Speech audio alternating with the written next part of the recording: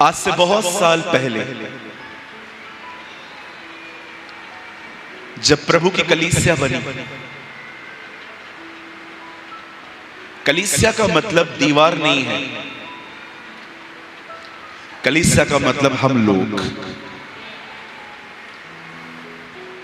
प्रभु दीवारों को उठाने नहीं, हमें उठाने आए। बहुत लोग दीवारों पे बहुत खर्च कर लेते ताकि दूसरों को दिखा सके कि हमारी दीवारें बड़ी अच्छी। दरअसल प्रभु की कलीसिया दीवार नहीं, हम लोग हैं, और एक दिन वो हमें उठाने के लिए आएगा। आप जानते हैं जब प्रभु की कलीसिया बनी, तब जैसे जैसे कलीसिया बढ़ी वैसे वैसे कलीसिया के विरोध करने वाले भी बढ़ते गए। सताव आने लगा।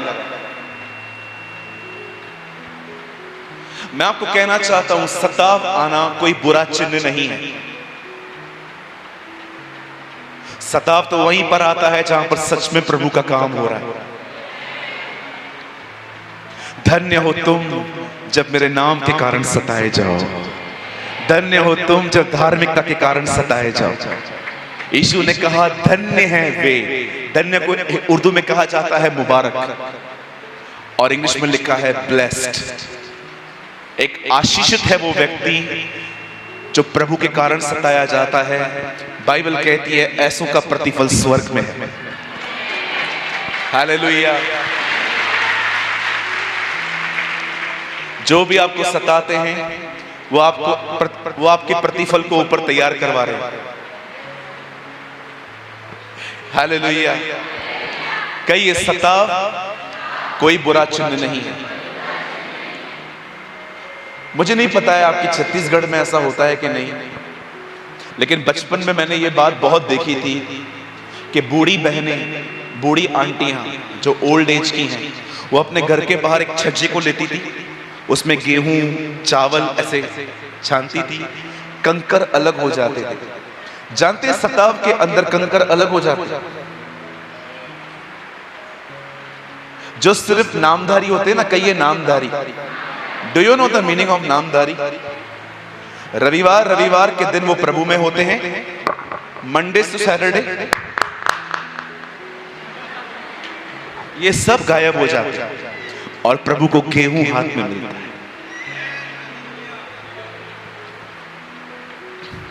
सोमवार से लेकर शनिवार तक जो लोग टाइम पास करते हैं, न बाइबल पढ़ते हैं, न प्रार्थना करते हैं, न उपवास करते हैं, कई ये कंकर हैं।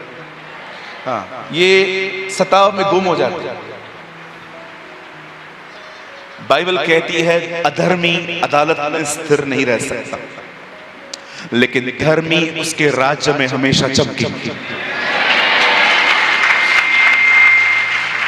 मैं आप में से हर एक को कहना चाहता हूं, शैतान 7 दिन 24 घंटे काम करता है। आपको भी 7 दिन 24 घंटे काम करना है।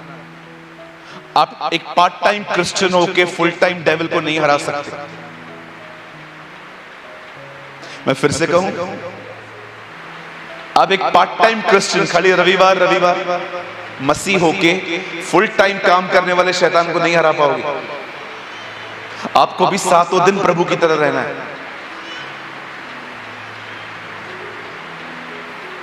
हालेलुया। कितने लोग समझ पा रहे हैं मेरी बातों को? सिर्फ संडे के दिन ये गीत गाना मेरे जीवन का मकसद तू है काफी नहीं है। आपके जीवन का मकसद सच में प्रभु होना चाहिए। अभी बहुत सारे भाई लोग गीत गाते हैं रविवार को, पिछला सब भूल कर मैं आगे दौड़ा चलूं, और संडे के दिन किसको कॉल आएगा तो उसको बोलते हैं मेरा पैसा देगा कि नहीं, धमकी देते हैं। लेकिन गीत क्या गाते हैं? पिछला सब भूल कर। भाई तो पिछला तो कुछ भी नहीं बोला है। तो बहुत सारी बहनें कहती हैं मैं तेरी जोगनिया हूं, लेकिन इधर से जाने के बाद अपना चर्च लगाती है। अपना चर्च समझते हैं आप? 4 बहनों को लेके सास की बुराई, बहू की बुराई। आइए मेरी प्यारी बहनों, मेरे पीछे कहो, चर्च के पीछे कहिए, चर्च पूरा होने के बाद अपना चर्च नहीं लगाना है।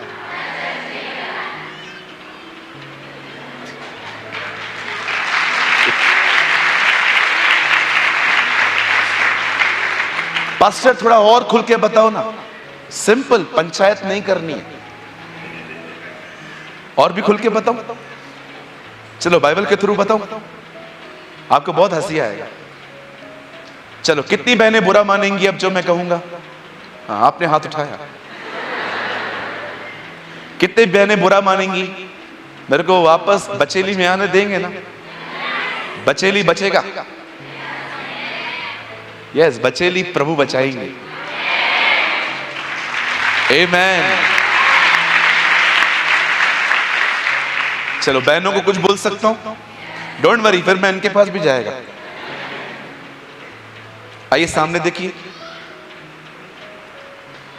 ठीक है बहनों, आपने बोला है, हाँ बुरा नहीं मानेंगे, राइट?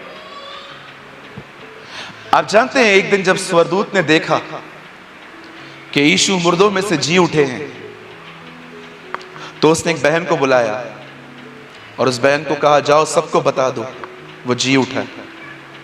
बताइए, संदेश स्वर्गदूत को क्यों दिया, एक बहन को क्यों दिया गया? क्योंकि स्वर्गदूत भी जानता था बात फैलानी है तो इनको दे दो।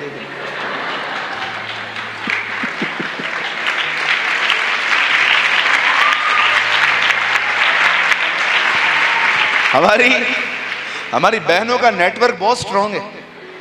5 मिनट में पूरे बचेली को पता चल जाएगा, भाई ऐसा हुआ है।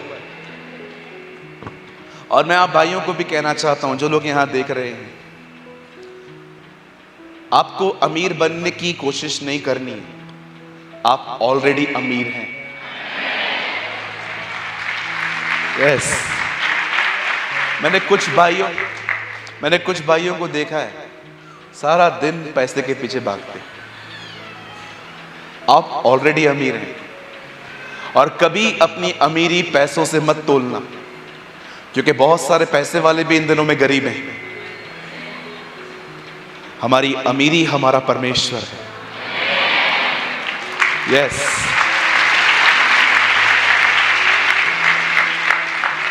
गरीब हैं वो लोग जिनके पास सिर्फ पैसा है लेकिन खुदा नहीं। और अमीर हैं वो लोग भले जिनके पास पैसे कम हैं लेकिन प्रभु भी है और परमेश्वर का भय भी है।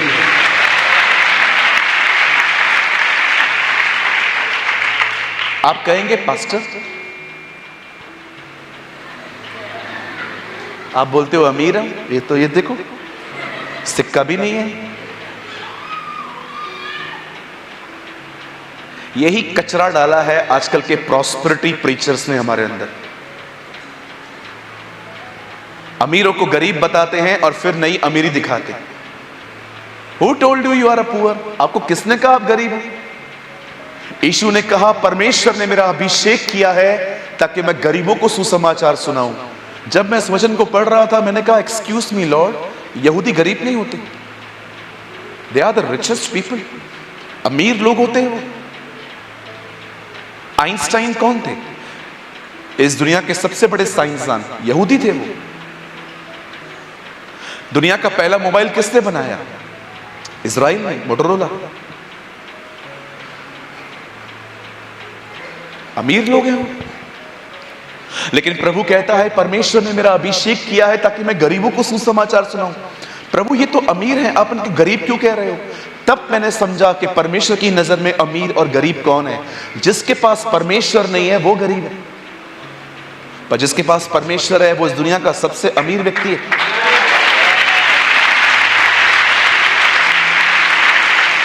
बाइबल कहती है वो राजाओं का राजा है, राजाओं का राजा, राजाओं का राजा। आप एक राजा हैं। और अभी ऐसा नहीं हो कि मैंने आपको राजा कहा है तो यहां से निकलने के बाद ऐसे जाओ, गाड़ी साफ कर मेरा। नहीं, वो हमारा जो राजा है ना, बहुत नम्र राजा है। हर राजा घोड़े पे आता है, हमारा राजा गधे पे आया। हर राजा जीत हासिल करता है तलवार से। फोन बंद करो।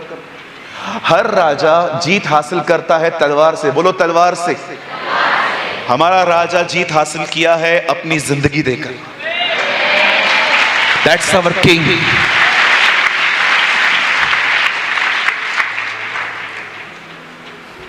मैं कल यहां पहुंच नहीं पाया क्योंकि मेरी फ्लाइट पहुंच नहीं पाई। हम लोग टच करके ऊपर चले गए क्योंकि हवाएं हमें रोके रही थी। आज ब्लेसन मुझसे बात कर रहे थे, कह रहे थे पास्टर जी कल का दिन तो चला गया, आज का दिन है और फिर कल का दिन है, हमें और वचन की जरूरत है। मैं वादा करता हूं मैं फिर से जरूर बचे ले आऊंगा। I will come. और इस बार जब मैं आऊंगा मैं एक दिन पहले आऊंगा और पूरे 3 दिन आपके साथ रहूंगा। और इन 3 दिनों में ना हम कम से कम 2 मीटिंग जवानों के लिए लेंगे। आमीन। आइए सब यहां देखिए, अब बड़े ध्यान से सुने। मेरी एक रिक्वेस्ट है, आप लोग मानेंगे क्या? पक्का? चलो ठीक है, रुको, मैं पास्टर जी से डिस्कस करके आपको लास्ट में बताऊंगा। आइए मैं चाहता हूं अब आप सामने देखिए। जब कलीसियाएं बन रही थी और कलीसिया पे सताव शुरू हुआ, बाइबल कहती है उन दिनों में कलीसिया पे बड़ा उपद्रव मचा। और बाइबल कहती है उन्हीं दिनों में एक व्यक्ति जिसको जुनून हो गया मसीहों को सताने का, उसका नाम था शाऊल। बाइबल कहती है वो लोगों को घर से घसीट घसीट के मारता था। और वो इससे भी संतुष्ट नहीं हुआ तो उसने क्या किया, अधिकारियों से पत्रियां ली, लेटर्स लिए और अन्य जगहों पर गया लोगों को सताने के लिए। और जब वो लोगों को सताने के लिए दमिश्क के रास्ते पे जा रहा था, बाइबल कहती है ऊपर से एक ज्योति आई और उस ज्योति में से आवाज आई, हे शाऊल, हे शाऊल, तू मुझे क्यों सता रहा है? जब मैं इस वचन को पढ़ रहा था मैंने प्रभु से कहा, प्रभु उसने आपको छुआ भी नहीं है और आप कह रहे हो मुझे क्यों सता रहा है? प्रभु ने कहा, कलीसिया मेरी देह है, मैं कलीसिया का सर हूं। अगर देह को सताया जाएगा तो सर को पता चलेगा। आप एक बात को याद रखिएगा, जो आपको सताएंगे उन्होंने खुदा से पंगा लिया, और जो खुदा से पंगा लेगा आप जानते हो उसकी हालत क्या होगी। बाइबल कहती है जो तुम्हें छूता है वो मेरी आंख की पुतली को छूता है। याद रखिए, जब तक खुदा का समय नहीं आता आपको कोई कुछ नहीं कर सकता। हमारी रक्षा ऊपर से आती है। हम कोई जेट सुरक्षा में नहीं चलते हैं, हमारे साथ स्वर्गदूत होते हैं जो दिखाई नहीं देते। आजकल कई लोगों के स्वर्गदूत जो है ना गायब है। एक दिन एक आदमी मर के ऊपर गया, परमेश्वर ने देखा, अरे तू टाइम से पहले आ गया, इसका स्वर्गदूत कहां है? स्वर्गदूत आया, यस सर। अरे तू किधर गया था, ये कैसे मरा एक्सीडेंट में? स्वर्गदूत ने कहा, ये गाड़ी चला रहा था, सामने लिखा था 120 से कम चलाओ, इसने 120 से ऊपर लिया, मैं नीचे उतर गया। ओके सुनिए, कहिए स्वर्गदूत साथ है। इसका मतलब ये नहीं कि तुम कुछ भी करोगे। हाँ, कल आपका झगड़ा होगा, स्वर्गदूत आजा आजा आजा, पकड़ उसको पीछे से, स्वर्गदूत आपको पकड़ेगा। मेरी बाइबल कहती है जब पौलुस यीशु से मिलता है, जब शाऊल उससे मिला, बाइबल कहती है वो अंधा हो गया। आप जानते हैं पूरी इज़राइल में यीशु मसीह घूमते घूमते सबको चंगा करते थे, लेकिन पहली बार उसने अपने जीवन में किसी को अंधा किया। That's Jesus. कुछ लोगों को लगता है कि परमेश्वर सारा दिन भलाइयां ही करता है। जी नहीं, परमेश्वर सबक भी सिखाता है। इसलिए कहता हूं, कभी लड़ो मत, उस पर रखो, उस पर भरोसा करो। आप मत लड़ो, न पुलिस में जाओ न किधर जाओ, कहां भी जाने की जरूरत नहीं है। आप सिर्फ उसे देखते रहो, वो आपके युद्धों को लड़ेगा। आपने देखा जब भी चेलों पे सताव आया, वो सीधा प्रार्थना के कक्ष में जाते थे और प्रार्थना करते थे, और परमेश्वर उन्हें और इस्तेमाल करता था। मेरी बाइबल कहती है, और प्रभु ने उसकी आंखें खोली और वो यीशु का चेला बना। मैं कुछ समझाना चाहता हूं बहनों, मैं कुछ समझाना चाहता हूं भाइयों, बड़े ध्यान से सुने। जब उस बंदे को परमेश्वर ने चंगा किया और उसके बाद उसने यीशु के पीछे चलना चालू किया, आप जानते हैं उस पर कितना सताव आया। जाड़े में उगाड़ा रहना, इसका मतलब समझते? ठंडियां होती थी पर उसके पास कपड़े नहीं होते थे। भूख और प्यास में, इसका मतलब भूख लगती थी पर खाना नहीं होता था। कभी कभी खाना होता था पर उसने डिसाइड किया था कि वो उपवास करेगा। लोग उसे गालियां देते थे, उसके अपने उसे सताया करते थे। जब तक वो एक यहूदी था सब उसकी इज्जत कर रहे थे, लेकिन जब से वो एक मसीह बना, बाइबल कहती है पूरी दुनिया उसे सताने लग गई थी। पर क्या आपने एक खूबसूरत बात देखी? इतना कुछ होने के बाद भी उसने कभी परमेश्वर को नहीं छोड़ा। उसने कभी अपनी बुलाहट से वो पीछे नहीं हटा। कुछ लोग होते हैं जो वचन को सुनते हैं, वो उनमें से नहीं था। वो वचन को पकड़ के रखता था। हमारे बीच में ऐसे बहुत से लोग हैं जो वचन को सुन लेते हैं, यहां से जाने के बाद शायद उनको याद भी ना हो, लेकिन पौलुस उनमें से नहीं था। उसने वचन को ग्रिप करके रखा था, वो उससे झगड़ा हुआ था। चाहे सताव आए, चाहे ठंडियां हो, चाहे रोम की जेल में वो कांप रहा था ठंड से, और तीमुथियुस को कहता है जब तू आएगा मेरा कोट लेते आना। एक परमेश्वर के महान दास के पास कोट खरीदने के पैसे नहीं थे, लेकिन वो अपनी बुलाहट पूरी कर रहा था।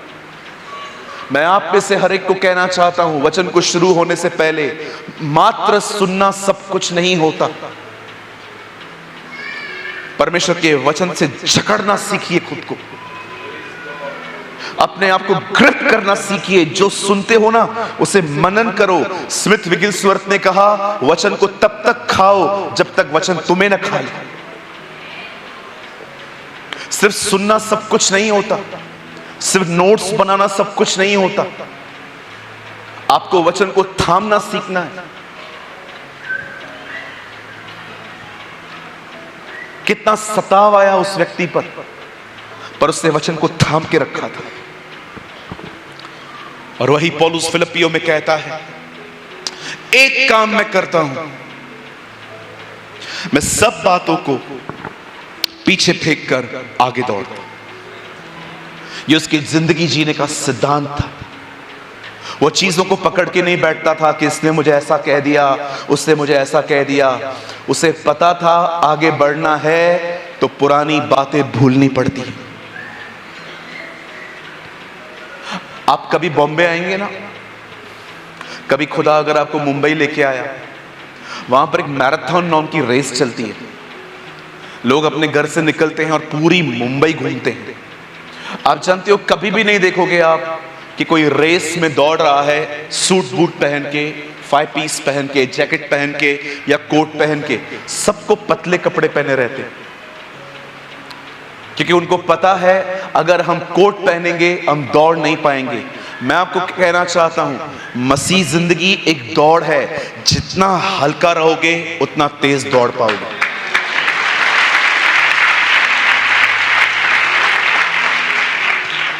किसी ने आपको गाली दी, किसी ने आपको बुरा भला कहा, किसी ने आपकी इज्जत नहीं की, ये चीजें मायने रखती हैं जो इन बातों को लेके बैठ जाते हैं।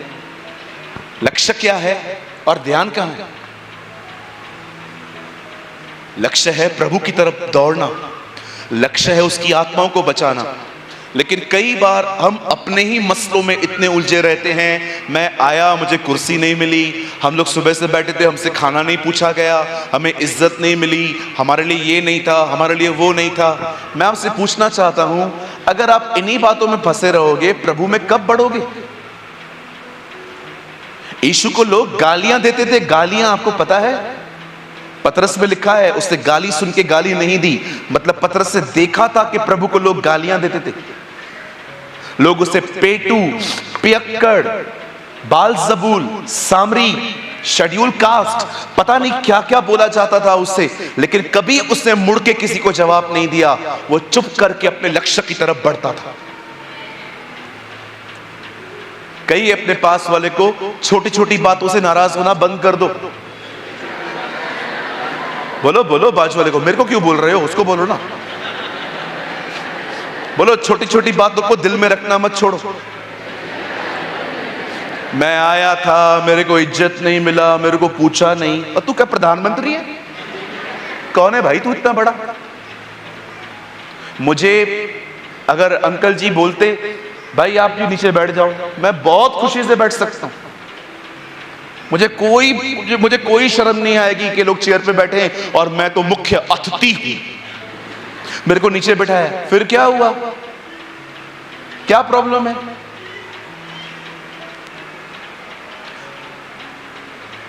एक दिन एक बच्चे को उसके पिताजी ने कहा बैठ जा, बैठ जा। मैंने कहा बैठ जा। वो बैठ गया और बैठ के कहता है पिताजी मैं बैठा हूं लेकिन मैं अंदर से खड़ा हूं। ये हालत है हमारी। थोड़ी थोड़ी बातों को दिल में रखना नहीं चलेगा, हल्के रहो। सांस ने कुछ कह दिया, फिर क्या हुआ? सांस ने कहा तो आपने तो कहा था ना सांस मां की तरह होती है, तो मां ने कह दिया। ऐसा थोड़ी होता। एक भाई आया, मुझे उसने कहा मेरा हाथ देखो। मैंने कहा अच्छा है। अरे पास्टर जी रेखाएं देखो, रेखाएं। मैंने बोला क्या हुआ? पास्टर जी मैं जहां भी नौकरी करता हूं मैं 5 दिन से ज्यादा टिकता नहीं हूं, जरा देखो ये कौन सी ग्रहचारी मेरी खराब है। मैंने कहा एक ग्रह मिसिंग है। बोला कौन सा? मैंने कहा अनुग्रह।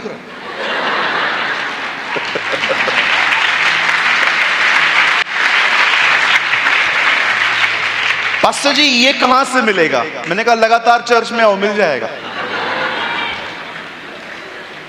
अरे भाई इस पूरे कायनात में ऐसी कोई चीज नहीं है जो आपको सताए। सब कुछ आपके लिए है। कुछ लोग बिल्ली से डरते, काली बिल्ली चली जाएगी पीछे खड़े हो जाएंगे ताकि कोई और मरे। मैं क्यों मरूं?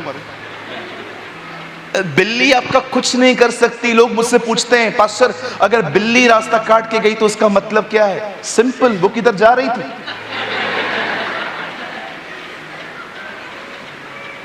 बिल्ली आपको कुछ नहीं कर सकती। अपने बच्चों को टीका लगाते हो, क्या होगा? नहीं पास्टर जी मेरा लाल है। अरे लाल हो, काला हो, पीला हो, कुछ नहीं होगा। उसकी नजर है आपके बच्चों पर।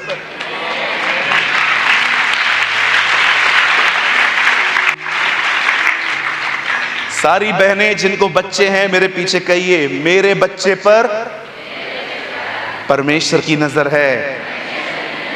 कोई बुरा नजर नहीं लग सकता।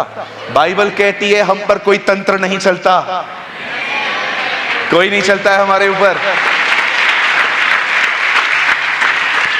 जिस रात इजराइल के लोग मिस्र से निकल रहे थे उन्होंने अपने घर के बाहर खून लगाया था। एक दिन मौत का फरिश्ता वहां से गुजरा, उसने उनको कुछ नहीं किया। आप जानते हैं जब आप यीशु के लहू को अपनी जिंदगी पे लगाते हैं हर दिन पता नहीं कितनी चीजें आना रहती हैं, वो ऊपर से निकल जाती हैं, कोई नहीं आता। It's Jesus. हमारा परमेश्वर हमारी रक्षा करना जानता है। अवर गॉड इज अवर प्रोटेक्टर। आज प्रभु आपसे कुछ बात करना चाहते हैं। मैं विश्वास करता हूं आज खुदा आपसे कुछ बात करना चाहता है। आप सब तैयार हैं? सिर्फ सुनना नहीं है, यहां से ले जाना है, उस वचन को ग्रिप करना है। ठीक है जी? आप सब बाइबल लाए हैं? कम ऑन, मेरे साथ अपना बाइबल खोलें।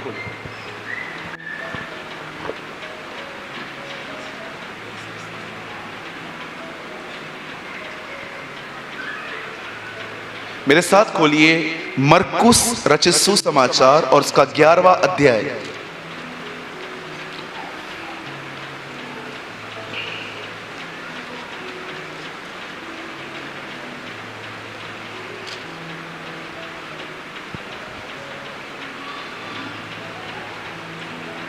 मरकुस रचित सुसमाचार उसका 11वां अध्याय। अच्छा, वचन को शुरू करने से पहले एक छोटी सी बात मैं आपको बोलना चाहता हूं। एडजस्ट करेंगे? कल का दिन मैं कुछ बोलूं? मैं चाहता हूं कल हम उपवास करें, चलेगा? मैं चाहता हूं कल आप जितने भी लोग आ रहे हैं, जो लोग कर सकते हैं करें। अगर परमेश्वर ने मेरी अगुवाई की, मैं आपके ऊपर सर पे हाथ रख के दुआ करूंगा कल। ठीक है? मैं आज भी ठहरूंगा आप लोगों के लिए, आप में से जिनको मिलना है मिल सकते हैं, लेकिन कल अगर हो सके तो कल का दिन भिंडी, चावल, मटन, चिकन सब छोड़ के आओ। ओके? उपवास में आओ। हम विश्वास करते हैं प्रभु कुछ महान करेंगे। मेरे साथ खोलिए मरकुस रचित सुसमाचार उसका 11 अध्याय और मैं आपके लिए पढ़ रहा हूं 23वां वचन। मैं तुमसे सच कहता हूं कि जो कोई इस पहाड़ से कहे तू उखड़ जा और समुद्र में जा पड़, और अपने मन में संदेह न करे वरन विश्वास करे जो मैं कहता हूं वह हो जाएगा, तो उसके लिए वही होगा। आमीन, आमीन। आइए सब सामने देखिए, जो पिलर के उस तरफ बहनें बैठी हैं सामने देखिए सब। आइए सब सामने देखिए। अपनी बाइबल को ड्रॉप कर दीजिए, जमीन पे मत रखिए, यहां लैब पे रखिए। आइए मैं चाहता हूं आप सब सामने देखिए।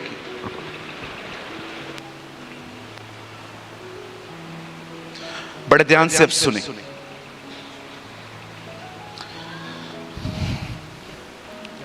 आप जानते हैं बहुत बार हमारे नुकसानों की भरपाई नहीं हो पाती। कई बार हमारे जिंदगियों में नुकसान होते हैं और कई बार उन नुकसानों की भरपाई नहीं हो पाती। उसका कारण है आपकी जुबान। मैं एक उदाहरण आपको देना चाहता हूं, बड़े ध्यान से सुने। अगर आपके घुटने में दर्द है और आप परमेश्वर से कह रहे हो कि मुझे चंगाई दे, और बाइबल कहती है आपने प्रार्थना की और प्रार्थना करने के बाद आपने प्रभु से मांगा कि प्रभु मुझे चंगा कर, और बाइबल कहती है विश्वास करना चाहिए कि उसने कर दिया है। लेकिन 1 घंटे के बाद जब कोई आपसे मिलता है और आपको कहता है भाई कैसा है, अरे मैं तो मरेगा, एक दिन तो मैं मर ही जाए। आपने प्रार्थना क्या की और आपका अंगीकार अब कैसा है? बहुत सारे लोगों को यह बात समझ में नहीं आती कि वे प्रार्थना तो करते हैं पर बाद में उनके खुद के अंगीकार ही उस प्रार्थना को खत्म कर देते। कुछ लोगों की प्रार्थनाएं बहुत अच्छी हैं, हे प्रभु मैं प्रार्थना करता हूं ये वो। एक गांव में बारिश नहीं हो रही थी। एक परमेश्वर के दास को फोन किया गया कि आप हमारे गांव में आएंगे, क्या आप हमारे गांव के लिए प्रार्थना करेंगे कि बारिश हो। वो परमेश्वर के दास पहुंच गए। उन्होंने कहा मेरे को 2 घंटे का आराम दो, 2 घंटे के बाद ग्राउंड पे मिलते हैं, सब प्रार्थना करेंगे और ये मेरा विश्वास है उसी समय बारिश होगी। और जब सब लोग जमा हुए, छाता सिर्फ एक के पास ही था।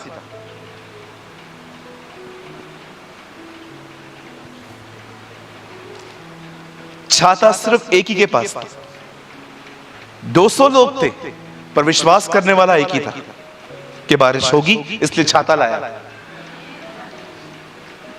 कई बार हमारी जो प्रार्थनाएं होती है ना, और प्रार्थना के बाद जो हम नॉर्मल बात करते हैं ना, वो जो नॉर्मल बात करना होता है ना, हमारी प्रार्थना को खत्म कर देता है। इसीलिए मेरी बाइबल कहती है पतरस के अंदर, कोई बोले तो ऐसा बोले मानो परमेश्वर का वचन बोलता हूं। यह बहुत जरूरी है कि आप वो कहें जो आप देखना चाहते हैं, न कि वो जो आप नहीं देखना चाहते। अगर किसी को कैंसर है, आप क्या चाहते हो? मरना चाहते हो कि जीना चाहते हो? जीना चाहते हैं। लेकिन कोई आपसे पूछता है कैसे हो, बस कुछ ही दिन देख लो मुझे, उसके बाद मेरा फोटो ही देखना। आप मरना चाहते हो क्या? लेकिन बातें तो आप मरने की कर रहे हो।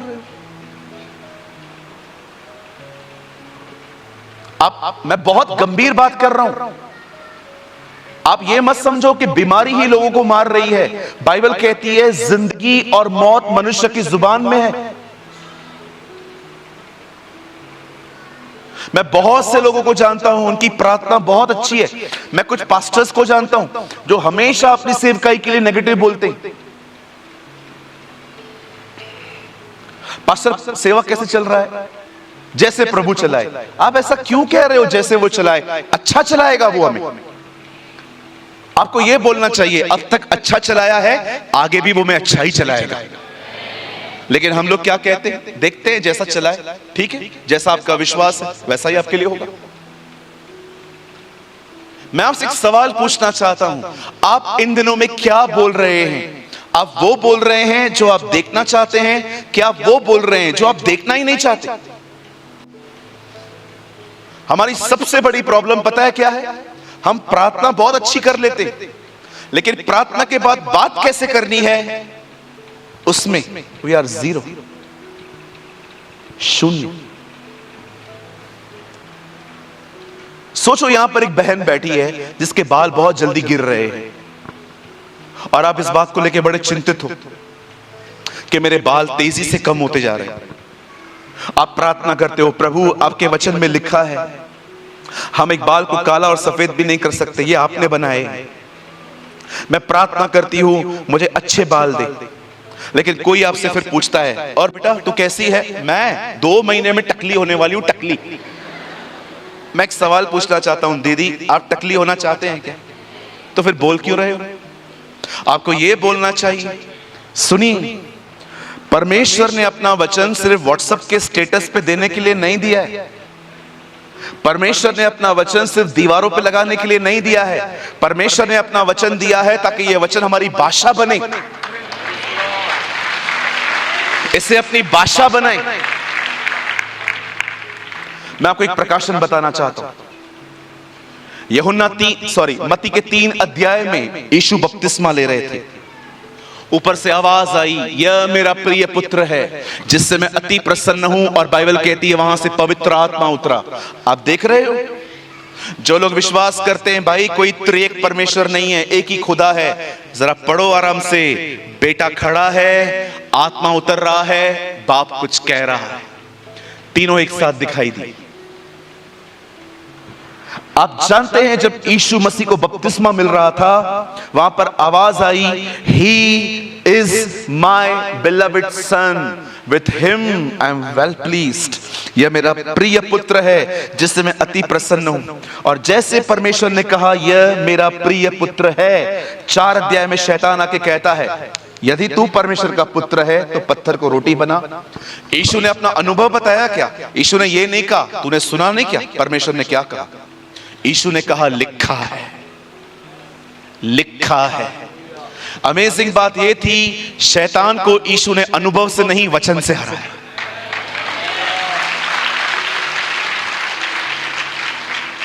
आप जानते हैं, मुझे पता है मुझे ये बोलने में कोई मजा नहीं आ रहा है, लेकिन जो मैं कह रहा हूं वो सच है। मारना सीखो नहीं तो मरोगे। Shall I repeat? शैतान को मारना सीखो नहीं तो वो तुम्हें मार डालेगा। आप देखो बहुत लोगों को तो मार भी चुका है। बहुत सारे लोग प्रभु में हैं, उनके पास कोई विश्वास नहीं। शैतान क्या मारता है आपके अंदर? विश्वास, फेथ। इसलिए प्रभु ने कहा, जब मनुष्य का पुत्र वापस आएगा तो कितनों में विश्वास पाएगा। मैंने अच्छे अच्छे लोगों को देखा है, विश्वासी से इन दिनों में अल्प विश्वासी बन गए हैं। संडे के दिन विश्वास बहुत जबरदस्त होता है, सोमवार के दिन ये ग्लूकोज सिर्फ एक ही दिन चलता है इनका। संडे के दिन पास्टर ग्लूकोज लगाता है, रात तक चलता है, सोमवार से फिर बीमार पड़ जाते हैं।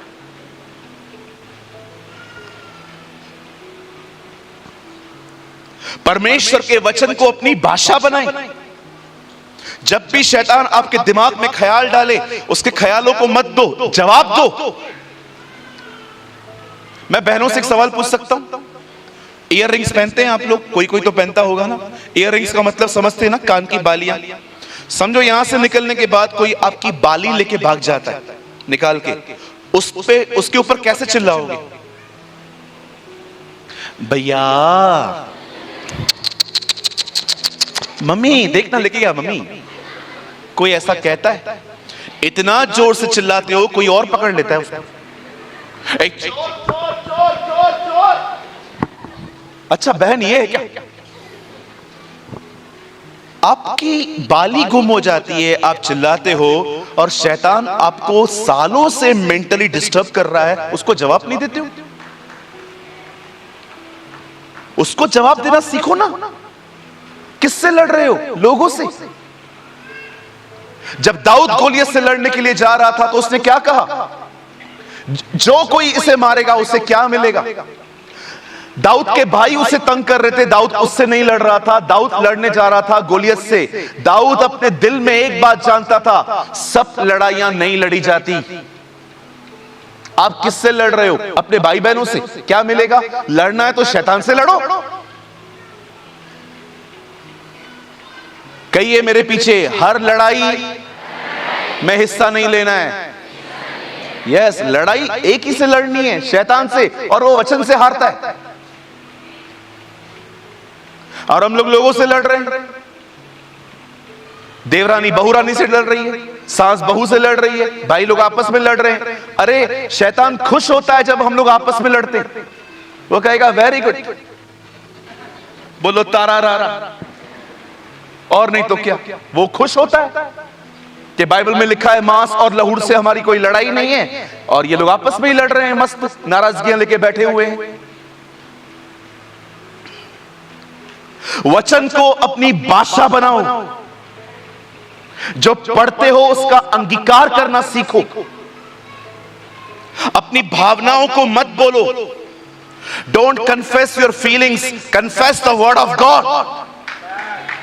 अपनी भावनाओं को, आप जानते हैं भावनाओं का अंगीकार कैसे होता है? एक स्वर्गदूत जकरिया के पास आता है, कहता है भयभीत न हो, तुझे एक बेटा पैदा होने वाला है, उसका नाम यूहन्ना रखना। वो शराब नहीं पिएगा, उसके सर पे उस्तरा नहीं चलेगा, वो पवित्र आत्मा से परिपूर्ण होगा। सब बातें सुनने के बाद जकरिया कहता है ये कैसे मान लूं, मैं तो बूढ़ा हूं। देख रहे हो, एक आदमी फीलिंग्स को कन्फेस कर रहा है, जो वो महसूस कर रहा है। आप बोलोगे पास्टर बात तो सच है ना, बुढ़ापे में बच्चा कहां से होगा? क्यों? क्या परमेश्वर ने अब्राहम को नहीं दिया था? तो फिर इसे क्यों नहीं दे सकता था? हम कई बार वो कन्फेस नहीं करते जो परमेश्वर के वचन में है, हम वो कन्फेस करते हैं जो महसूस कर रहे हैं। मैं मरने वाला हूं, मैं बीमार हूं। उत्तर प्रदेश में एक लड़का रहता था, नौकरी करने के लिए बॉम्बे आया। उसे पता चला कि हमारी चर्च है मुंबई में, अंधेरी में। उसने वहां पर आना शुरू किया। पढ़ना नहीं जानता है वो, उसको कोई भी भाषा, हिंदी, मराठी, इंग्लिश कुछ भी नहीं आता। एक दिन वो बैठा था और मुझसे वचन सुन रहा था, और मीटिंग के बाद आके कहता है पास्टर मैं आपके वचन से सहमत हूं, लेकिन मेरी एक दिक्कत है, मैं पढ़ना नहीं जानता, मैं कहां से वचन पढ़ूं? मैंने उससे कहा तू पढ़ना नहीं जानता है, लेकिन तेरे को सुनाई तो देता है ना। बाइबल को डाउनलोड कर मोबाइल से और हर दिन सुन। 1 साल तक वो हर दिन रोज बाइबल को सुनता था। आज उसके मुंह से वचन के सिवा कुछ निकलता ही नहीं, वचन ही वचन बोलता है। मुझे ऐसा लगता है शैतान डरता है उससे, ये आ रहा है भाग। कौन बोलता है कि अनपढ़? ओ मेरी बाइबल कहती है अगर पौलुस जैसे पढ़े लिखों का परमेश्वर उपयोग कर सकता है तो वो हम जैसे पतरस अनपढ़ों का भी उपयोग करता है। आप जानते हैं दो लोग हैं इतिहास में जो बहुत इस्तेमाल किए गए, एक पौलुस एक पतरस, एक ज्यादा पढ़ा लिखा और एक अनपढ़। कौन कहता है परमेश्वर सिर्फ पढ़े लिखों का इस्तेमाल करता है? परमेश्वर अनपढ़ों का भी इस्तेमाल करता है। कभी ये ना सोचें कि मुझे पढ़ना नहीं आता, आप आज से ही बाइबल को सुन सकते हैं। मैं कई बार बहुत लंबी यात्राएं करता हूं, बहुत थक जाता हूं, किताब उठाने की ताकत नहीं होती है बदन में। क्या करता हूं? हेडफोन लगा के बाइबल को सुनना चालू करता हूं। जब मैं यहां पर आ रहा था, मुझे यहां पर आने में 31 घंटे लग गए। मुझे जब भी बीच में टाइम मिल रहा था, मैं क्या कर रहा था? मैं बाइबल को सुन रहा था बैठ के। मेरी बाइबल जो थी वो अंदर बैग के अंदर पड़ी थी, बैग ऊपर पड़ा हुआ था और प्लेन में बार बार उठने से डिस्टरबेंस होता है। मैंने क्या किया? अपने मोबाइल से बाइबल सुनी। क्या देखना चाहते हो आप? वो बोलो, वो मत बोलो जो आप महसूस कर रहे हो। मैं गरीब हूं, मैं बीमार हूं, मैं अकेला हूं, मेरे साथ कोई भी नहीं है, ये सब बोलना बंद कर दो। ये विक्टिम्स की लाइफ है। ये कहते हैं अनाथों भरी जिंदगी। हम अनाथ नहीं है, हमारा एक बाप है स्वर्ग में। We have a father in haven.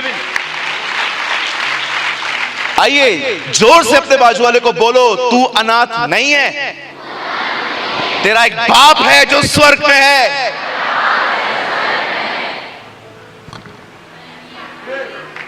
बाप है हमारा।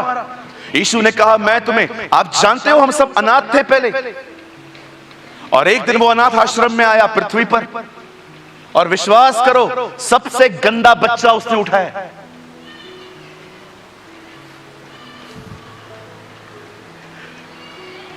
आजकल लोग अनाथ आश्रम में जाते हैं ना, देखते हैं कौन सा बच्चा बहुत प्यारा है, वो लेते हैं। काला काला नहीं लेते हैं आजकल, मैंने देखा है कुछ लोगों को। लेकिन उसने क्या देखा पता है? सबसे काला किधर है।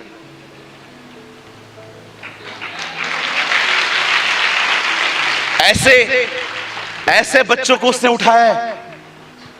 बाइबल कहती है एक दिन खेत के मालिक ने डाक की बारी लगाई, उसे 1 बजे लोगों को कहा काम पे आओ, 1 रुपया दूंगा। फिर 3 बजे वालों को बुलाया, 1 रुपया। फिर 5 बजे वालों को बुलाया, 1 रुपया। और सब मजदूरी बांटी जा रही थी, सबको एक जैसी मिली। जो पहले से काम कर रहे थे वो लोग भड़क गए, हम तो सुबह से काम कर रहे हैं, हमको 1 रुपया। वो 1 घंटा काम करके बैठा है, उसको भी 1 रुपया। जानते हो ये दृष्टांत क्या बताता है? दुनिया को उसने मजदूरी दी है, हमसे उसने प्यार किया है। हम लोग 5 बजे आए हुए लोग हैं, सेम मजदूरी मिली है।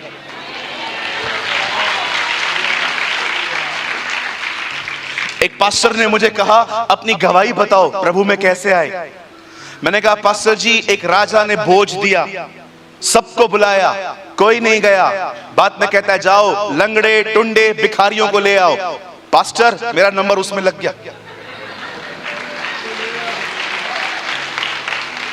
और नहीं तो क्या, बाइबल कहती है हमने ऐसा कुछ भी नहीं किया था कि उसका हम पे चुनाव आता। उसकी दया से हम बुलाए गए हैं, उसके अनुग्रह से हम बुलाए गए हैं। Oh hallelujah. दाऊद कहता है क्या ही धन्य है वह जिसे परमेश्वर बगैर कर्मों के धर्मी ठहराए। लोग कर्म करते हैं धर्मी ठहरने के लिए, हम बगैर कर्मों के धर्मी ठहरे हैं। लोग मुक्ति पाने के लिए कहां कहां जाते हैं, हमारी मुक्ति हमारे पास खुद चल के आई है। Oh what a God we have. क्या परमेश्वर है हमारा। आप जानते हैं उसने आपका उद्धार किया, और कैसे किया? मुफ्त में। वो जानता है मनुष्य की इतनी हैसियत नहीं है कि वो उद्धार खरीद कर सके, इसलिए उसे सबके लिए मुफ्त कर दिया। आपको उद्धार मुफ्त मिला है बहन, पर आपको पता है इस उद्धार को देने के लिए किसी को अपनी जिंदगी देनी पड़ी। परमेश्वर जानता है यह उधार इतना महंगा है, इसे कोई खरीद नहीं सकता, इसलिए उसको मुफ्त कर दिया। अपनी प्रार्थनाओं को बर्बाद मत करो। आप प्रार्थना करते हैं, प्रभु मुझे लंबी उम्र दे ताकि मैं तेरा काम कर सकूं, और जब कोई आपसे पूछता है कैसे हो, बस 1-2 साल, उसके बाद तो जाना है। आप लंबी उम्र मांग रहे हो और बाद में बोल क्या रहे हो? आप कह रहे हो मैं बीमार हूं, प्रभु मुझे चंगा कर दे, और प्रार्थना के बाद क्या कहते हो? बस जितने दिन में चला। आपके पास पैसा नहीं है, आप प्रभु से पैसा मांगते हो, और कोई आपसे पूछता है कैसे हो? गरीबी में पैदा हुआ हूं, गरीबी में ही मरूंगा। ये कौन सिखाता है हमें? आइए सामने देखिए, मेरी बाइबल कहती है एक दिन परमेश्वर अब्राहम को चुनते हैं। परमेश्वर अब्राहम से कहता है यहां से बाहर निकल और उस देश में जा जो मैं तेरे बाद तेरे वंश को दूंगा। बाइबल कहती है अब्राहम की एक भी संतान नहीं थी, परंतु परमेश्वर उसे कहता है कि वो देश मैं तेरे वंशज को दूंगा। बाइबल कहती है वो उस समय निकला जिस समय परमेश्वर दिखता भी नहीं था। लिखा है वो अनदेखे को माना देखा हुआ करके चला। जब वो उस देश में पहुंचा, परमेश्वर ने उसे एक बेटा दिया, उसका नाम उसने इसहाक रखा। और एक दिन परमेश्वर ने उसे कहा अपना बेटा मेरे लिए कुर्बान कर। इन उर्दू कॉल कुर्बान, लेकिन हिंदी में कहा जाता है बलिदान। In English we call sacrifice. परमेश्वर उसे कहता है अपना बेटा बलिदान कर।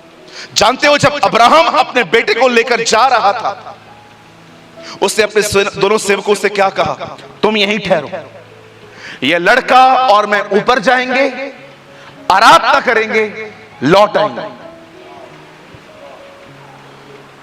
अब्राहम, एक्सक्यूज मी, क्या हुआ? आपको परमेश्वर ने कहा है आपको इसको मारना है। बिल्कुल ये मरेगा, फिर भी लौटेगा। क्या? हाँ, ये लौटेगा। जो परमेश्वर मेरी 90 साल की पत्नी का मरा हुआ गर्भ खोल सकता है, वो इसे मुर्दों में से जिंदा भी कर सकता है। आप जानते हैं अब्राहम ने वही कहा जो अब्राहम देखना चाहता था। जब दाऊद गोलियत के सामने गया, क्या कहा उसने? किसी का मन कच्चा ना हो, आज मैं इसे मारूंगा, आज मैं इसके सर को धड़ से अलग करूंगा और इसके बदन को आकाश के पक्षियों को दूंगा। तब समस्त पृथ्वी जान लेगी कि परमेश्वर बाले और तलवार के लेके नहीं लड़ता, क्योंकि संग्राम तो उसी का है और वो अपने युद्ध को लड़ता है। दाऊद अब तक ग्राउंड में गया भी नहीं था, पर दाऊद ने पहले ही वो कह दिया जो वो देखना चाहता था। जब यहोशू यरीहो नगर जा रहा था, बाइबल कहती है उनके सामने एक दीवार आई। परमेश्वर का वचन कहता है यहोशू ने लोगों से कहा 6 दिन तक चक्कर शांत करके मारो, लेकिन 7वें दिन चक्कर जय जयकार करके गाओ। और जब वो जय जयकार कर ही रहे थे, यहोशू ने कहा जाओ, प्रभु ने तुम्हें वो नगर दे दिया है। अब तक वो नगर में घुसे भी नहीं थे। यहोशू ने वही कहा जो वो देखना चाहता था। जब यीशु मसीह, बाइबल कहती है, याईर की बेटी को चंगा करने जा रहा था, अचानक सामने से लोगों ने आके कहा लड़की मर चुकी है। यीशु ने कहा डर मत, केवल विश्वास रख। और वो उस घर में गया और मरी हुई लड़की को जिंदा कर दिया। अगर आप वहां होते, प्रभु से कहते प्रभु लड़की तो मर गई थी, लेकिन आपने कहा वो सोई हुई है, तो प्रभु आपको पता है क्या कहता? तुम वो देखते हो जो तुम्हें दिख रहा है, मैं वो देखता हूं जो होने वाला है। आप जानते हैं हमारे प्रभु में खूबसूरत बात क्या है? आपको बताऊंगा, आपको हंसी भी आएगी, लेकिन आप हैरान भी हो जाओगे। आप जानते हो प्रभु किसी के भी अंतिम संस्कार में जाके कभी ऐसे खड़ा नहीं हुआ। पतरस बेचारा मर गया, जिधर गया उनके अंतिम संस्कार को खराब करके आया। लाजर की कब्र पे गया, वहां खराब करके आया। याईर के घर पे गया, खराब करके आया। एक बार तो एक आदमी को अर्थी पे लेके जा रहे थे, बोला रुक, उसको रुका के खराब किया, अंत में अपना भी खराब किया।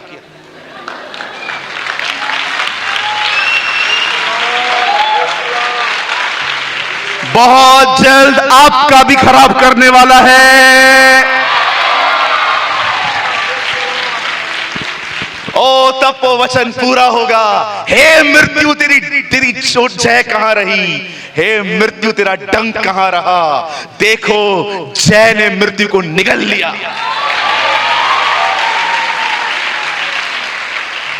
मेरे भाइयों, मेरी बहनों, जो अपने आप को जीवन कहता है उसे मृत्यु कैसे निगल सकती है।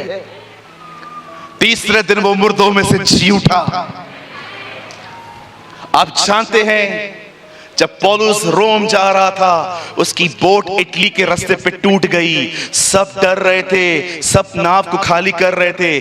पौलुस बगैर चिंता के खड़ा था, और जब लोग उससे पूछते थे क्या हुआ, वो एक ही बात कहता था, प्रभु ने कहा है मुझे रोम में गवाही देनी है, मैं रोम तो जाऊंगा, कोई मुझे रोक नहीं पाएगा।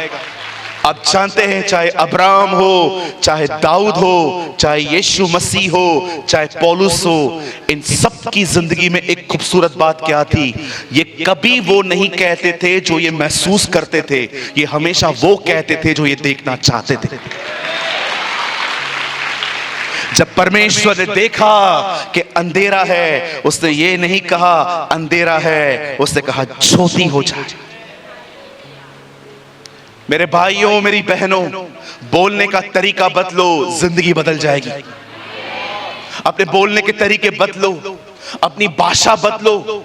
परमेश्वर का वचन सिर्फ पढ़ो मत, उसे सिर्फ पेंटिंग में मत लगाओ, सिर्फ उसे व्हाट्सएप के स्टेटस पे मत लगाओ, उसे जुबान पर रखो, उसको हृदय में रखो। परमेश्वर के वचन की रखने की सही जगह हृदय और जुबान है। मैंने तेरा वचन अपने दिल में रखा है ताकि मैं गुनाह न करूं। दाऊद ने कहां रखा है वचन? हृदय में। मसीह के वचन को अधिकाई से अधिकाई अपने हृदय में बसने दो, हृदय में, क्योंकि जो हृदय में रहेगा वही मुंह पे आएगा। Whatever in your heart will be flow. Hallelujah.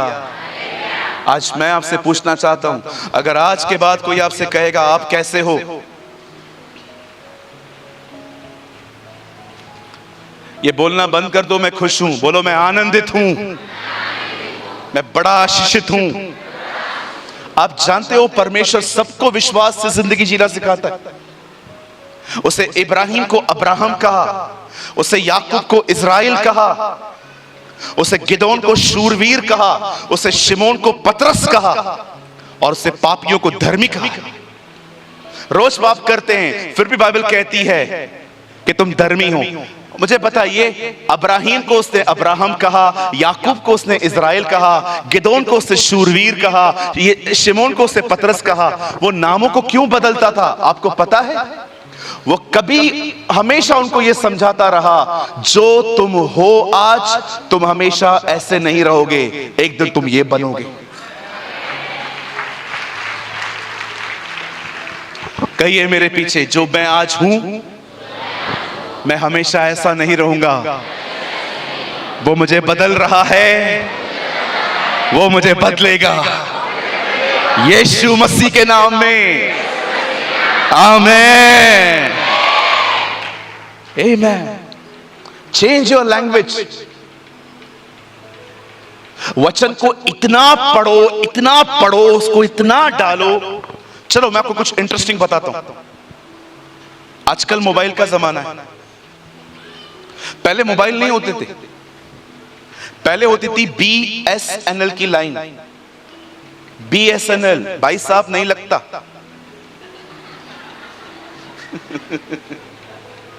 पहले BSNL होता था, उसकी होती थी लैंडलाइन। लैंडलाइन का मतलब समझते हो? घर पे पड़ा रहता था, आप उसको लेके नहीं घूम सकते हो, मोबाइल की तरह वायर रहती थी। और आजकल किसी को उन दिनों में आप किसी को कॉल करते ना तो वो कोई बात नहीं करता था। जैसे आज आप कॉल करोगे, इस रूट की सभी लाइनें व्यस्त हैं।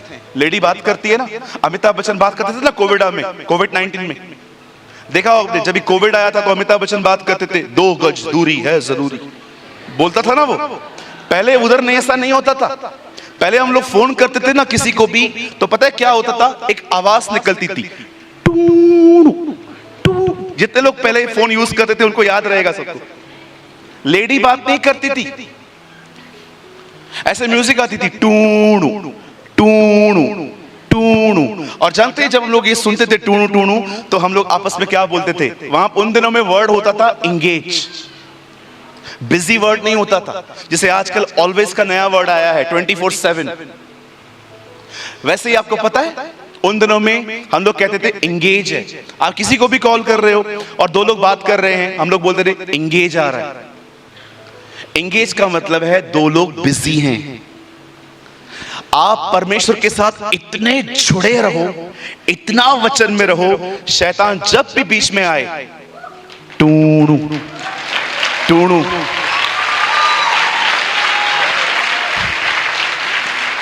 बोलो बाजू को टूणू। इतने बिजी रहो, वो 2 घंटे के बाद वापस आएगा टू।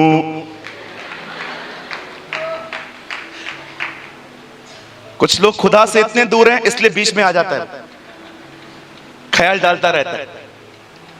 आप इतने व्यस्त रहो, इतने व्यस्त रहो परमेश्वर के वचन में कि वो जब भी आपके पास आए टूणू। जैसे बाइबल के अंदर पति और पत्नी को अधिक समय अलग रहने की इजाजत नहीं है, वैसे ही आप में से भी हर एक को, आप उसकी पत्नी हो वो आपका पति है। आप यीशु की दुल्हन हैं, वो आपका दूल्हा है। अपने दूल्हे के करीब रहो। एक दिन मैंने प्रभु से कहा, प्रभु आपने ऐसा क्यों कहा है प्रार्थना कोठरी में जाके दरवाजा बंद करके करनी है, दरवाजा खोल के क्यों नहीं? और प्रभु ने मुझे बहुत खूबसूरत जवाब दिया, पति पत्नी की बातें और कोई क्यों सुने? वाह, that's wonderful.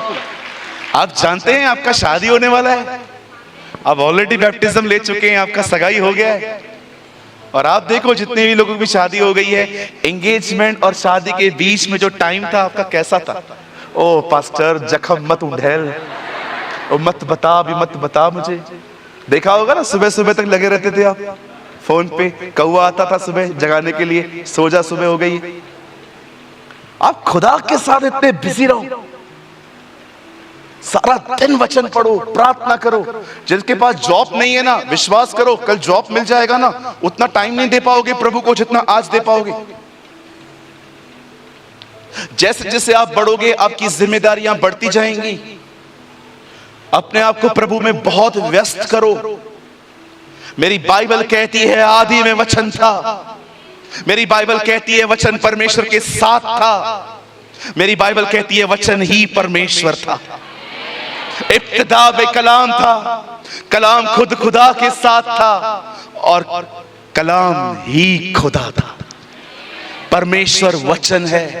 In the beginning was the word and the word was with God and the word is God। क्या कचरा देखते रहते हैं मोबाइल में? वचन पढ़ो, प्रार्थना करो, उपवास में रहो। एक बहन आई मेरे पास, पास्टर जी प्रार्थना करो। क्यों? वचन याद नहीं पड़ता। मैंने कहा आ जाइए करते।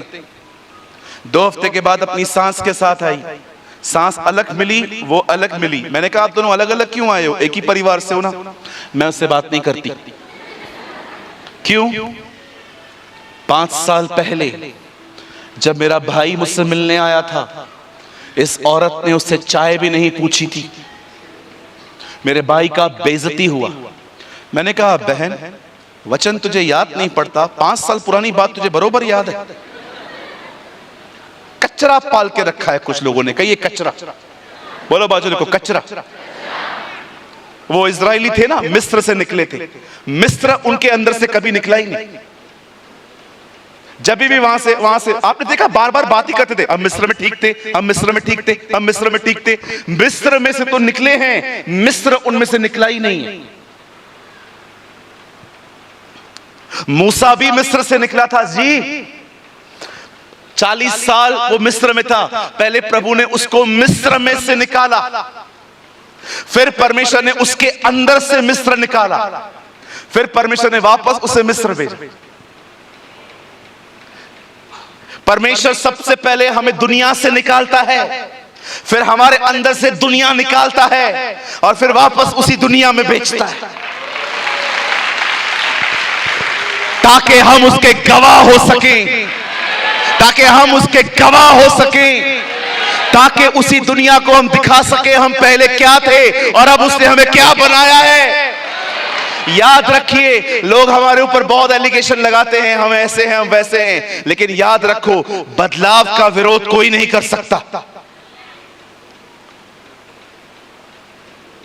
वो बदलता है लोगों को, हम क्या किसी को बदलेंगे?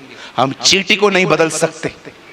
मुझे कई लोग कहते हैं, ओ इन लोगों ने धर्म परिवर्तन किया है। मैं उनको एक बात कहता हूं, भिंडी खाते हो? भिंडी बोलते हैं हाँ। मैं बोलता हूं बंद करो। चिकन खाते हो? हाँ खाते। बंद करो।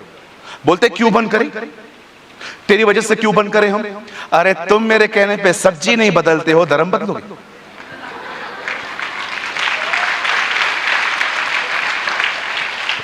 सर कोई नहीं बदला है, उसने बदला है हमें। It is Jesus who change lives. यीशु है जो जिंदगियां बदलते हैं और कुछ नहीं बदलता हो। आज बंद करने से पहले मैं एक छोटी सी बात आपको बोलना चाहता हूं, बड़े ध्यान से सुनिए,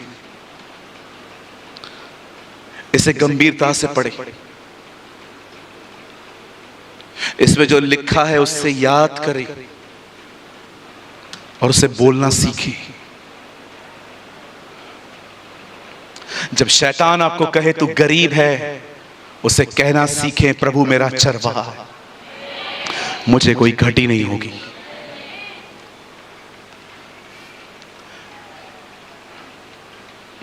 जब वो आपको कहे तुझे तो वचन समझ में ही नहीं आता है, उसे कहिए आज समझ में नहीं आ रहा है, लेकिन कल वो मुझे हरी हरी चराइयों में ले जाएगा। अगर वो आपसे कहे प्रभु में आने के बाद भी तुम्हें क्या मिला, उसे कहिए वो रोज मुझे सुखदाई झरनों के पास ले जाता है। अगर वो आपसे कहे देख तेरी जिंदगी कहां जा रही है, उसे कहिए वो अपने नाम के निमित्त मेरी अगुवाई करेगा। और वो आपसे कहे देख कितने नुकसान हो रहे हैं तेरे, उसे कहिए निश्चय भलाई और करुणा मेरे साथ बनी रहेगी। परमेश्वर का वचन सिर्फ पढ़ा नहीं जाता, उसे अंगीकार करना चाहिए। ओ मुझे पता है मैं कोविड में कैसे मरते मरते बचा। 2 बार कोविड हुआ था मुझे, और कोविड होने के बाद मैं अपने कमरे में घूम फिर के कहता था जो परम प्रधान के छाए हुए स्थान में बैठा रहे वो सर्वशक्तिमान की छाया में टिका ना पाएगा। He who dwells in the secret place of the Most High shall abide in the shadow of the Almighty। मैं प्रभु के विषय में कहूंगा वो मेरा दृढ़ गढ़ है, वो मेरा परमेश्वर है। मेरे दाईं ओर 1000 गिरेंगे, मेरे बाएं 10,000 गिरेंगे, परंतु मौत मुझे छू नहीं पाएगी।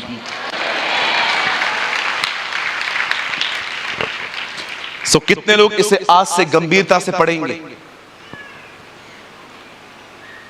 कितने लोग इसे याद करने की कोशिश करेंगे? कितने लोग इसको अंगीकार करेंगे? मेरे भाइयों मेरी बहनों, आशीषित हो जाएंगे आप ब्लेस्ड होंगे। आपको किसी भविष्यवक्ता को पास जाने की जरूरत नहीं है कि एक भविष्यवक्ता ओ बचेली में आएगा, वो हम पे हाथ रखेगा। मैं आपको बताना चाहता हूं सच्ची भविष्यवाणी उसका वचन है।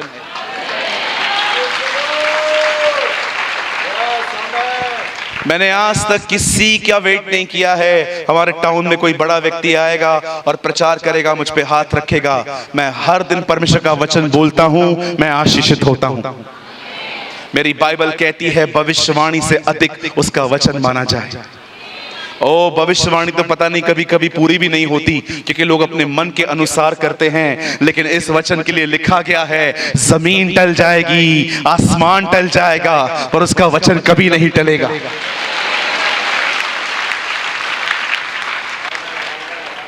कहिए मेरे पीछे, परमेश्वर चाहता है भविष्यवाणी से भी अधिक उसके वचन पर विश्वास किया जाए। Amen, amen. Come on, give all glory to Jesus.